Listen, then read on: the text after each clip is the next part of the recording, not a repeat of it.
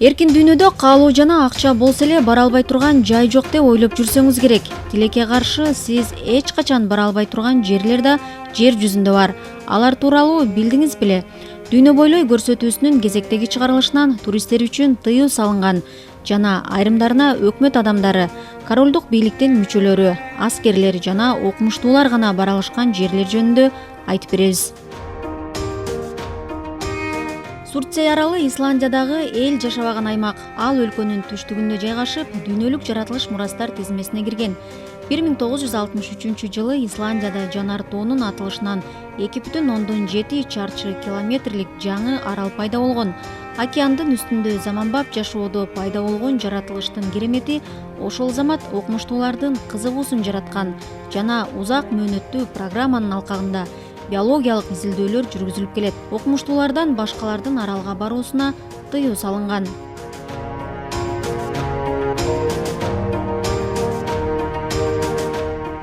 Кеймада Гранди аралына барууга салынган тыюунун себеби уулуу жыландардын абдан көп болгону.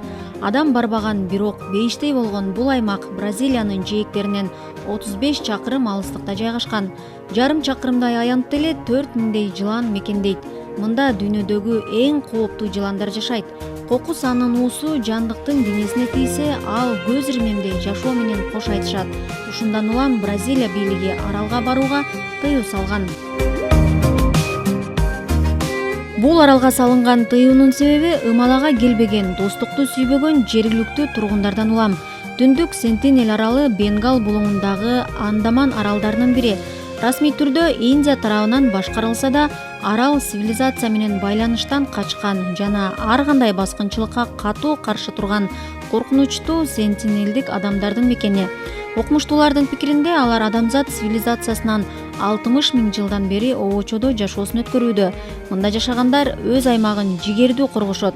Мисалы 2004-жылы Инд океанындагы цунамиден кийин Индия өкмөтү жергиликтүү тургундарга жардам керекпи же жокпу деп тек учак жөнөткөн. Бирок үстүнөн учуп бара жаткан тек учакты жергиликтүү тургундардын жебелери тосуп алып, аны айдап кеткиси келген.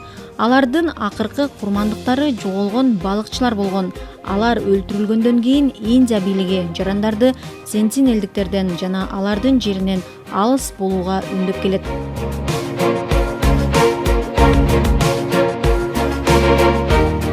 Исе храмы Япониядагы эң маанилүү ыйык жай деп саналат. Башкы храм бийик жыгач коргондор менен тосулган. Анын ичине кирүүгө жогорку даражалуу дин кызматкерлери менен императордун үй бүлө мүчөлөрүнө гана уруксаат берилет. 1945-жылга чейин Исе храмына жетүү мындан да кыйын болгон. Аны тышкы дүйнөдөн кадимки жер менен ыйык жердин чек арасын билдирген Миягава дарыясы бөлүп турат. Кечилдерге бул дарыядан өтүүгө катуу тыюу салынган. Ыйык жайдын ыйыктыгын бузуп, бүткүл Япония үчүн көйгөй жаратат деп ишенишкен. 1942-жылы Британ өкмөтү Шотландиянын Грюинард аралын биологиялык куралды жана күйдүргү илдетин сыноо үчүн сатып алган. Тажрыйбалардын жүрүшүндө Сибир жарасы аймакты булгап, өлүмдүн 95%-на себеп болгону аныкталган. 1980-жылга чейин арал планетадагы эң кооптуу жайлардын бири болгон. 1986-жылы гана окумуштуулар аралды тазалап баштап, 1990-жылы барууга коопсуз деп жарыялаган. Анткени менен эч ким барып жашоого дааган эмес. Эксперттер аралдын топурагында Сибир жарасынын калдыктары дагы деле бар экенин жана жүздөгөн жылдар бою жашоого болбой турганын эскертип келишет.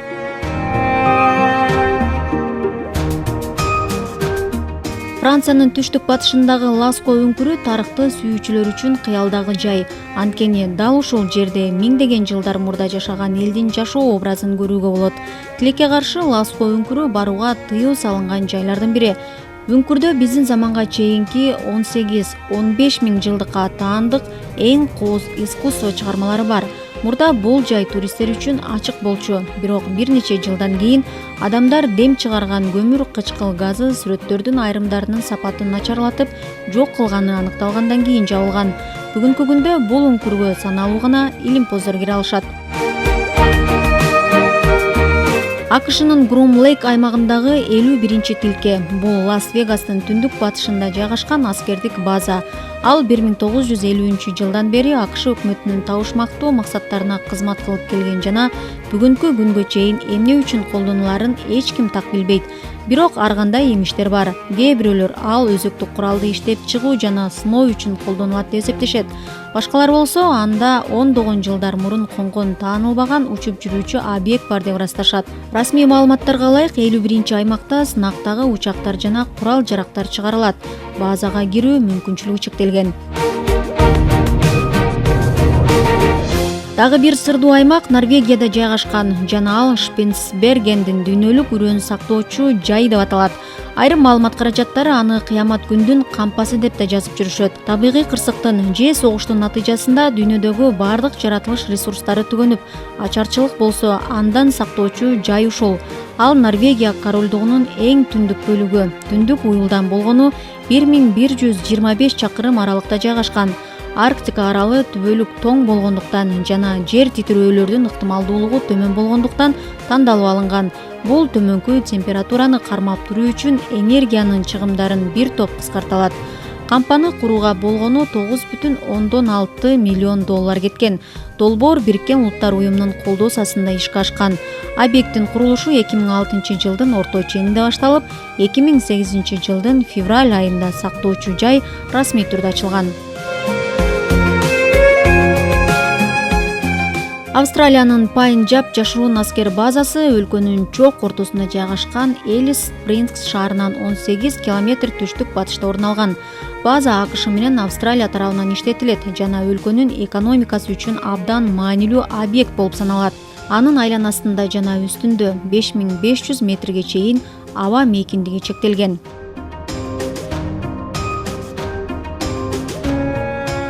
Орусиянын Межгорье шаары да жашыруун макамга ээ. Шаар Башкортостандын борбору Уфадан 200 чакырым алыстыкта жайгашкан жабык административдик аймак. Шаар Уралдагы эң бийик тоо Яман тауга жанаша жайгашкан. Ал дайыма күзөттө турат. Ал жерде жер астындагы шаар Россиянын кошумча борбору курулуп жатат деген кептер да айтылып келет.